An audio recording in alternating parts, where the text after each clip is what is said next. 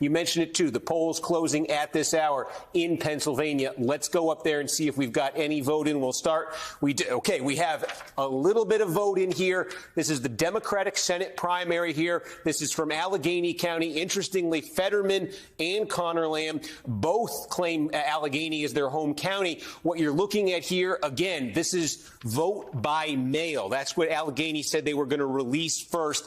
This was vote that was cast, well before today's primary, and you can see it accounts. They've got over 75,000 votes counted up. And again, Fetterman, Lamb, geographically, they share this base out here in Allegheny County, right around Pittsburgh. And you see Fetterman is leading by 18 points here. Vote by mail being counted there. Let's take a look at what we're seeing on the Republican side.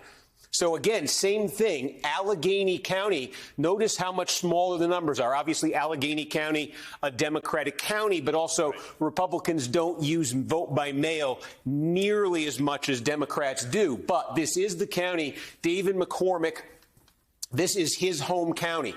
He grew up in Western Pennsylvania. He moved back there recently, and on the ballot, Allegheny is listed as his home county. So one of the things we want to see as the results start to come in tonight is there any bit of an east-west divide in these Pennsylvania results? Is McCormick, as the only candidate with a Western Pennsylvania home county listed on the ballot, is he going to get a benefit? Basically, a third of the vote is going to come from Western Pennsylvania. That's one of the things that we want to keep an eye on. So again, we've got mail-in votes coming in here only from one county in Western Pennsylvania, Allegheny County.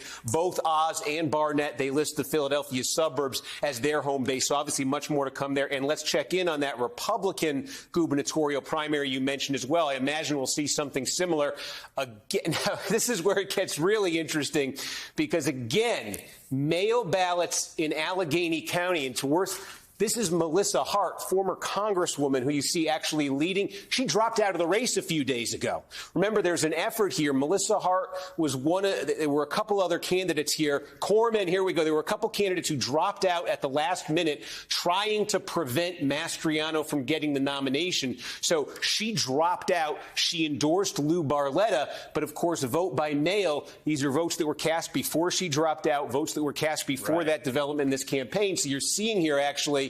So probably take a picture of it. It's probably the only time tonight you're going to see Hart leading in any of the results that we show you. But again, we're just getting mail-in ballot results from one county here in Western Pennsylvania. We expect Mastriano has been leading in the polls. Barletta has been second. McSwain has been third. We'll see how that develops as we get into the rest of the state, Chris, as this night unfolds. And I'm just going to, as I send it back to you, just check in one more time on Carolina and see if we've got anything new coming into that House race.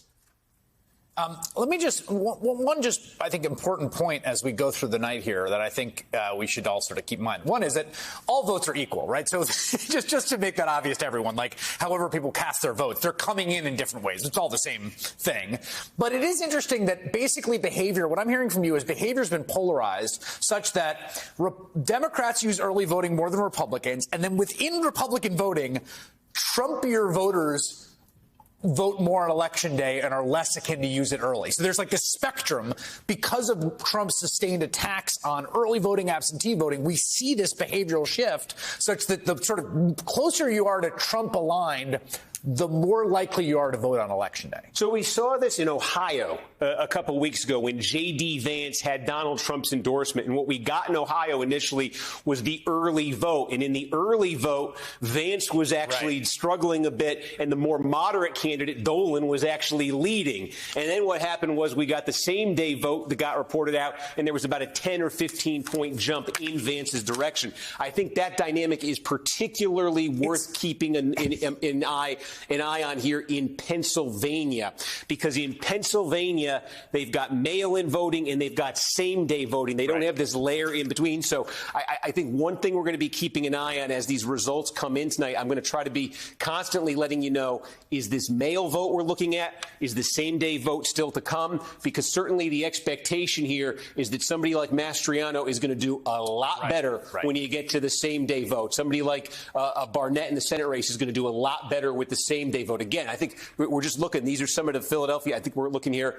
If we can call it up, this is Bucks County. We're looking at Philadelphia suburbs. Again, I believe what we're looking at is some of the mail vote being counted up here early. These numbers will change dramatically. Again, Bucks County is a huge county. And you're looking at 2,500 votes, 1,500 votes. The bulk of the votes in Bucks County and elsewhere in this Republican primary are going to be the same day votes.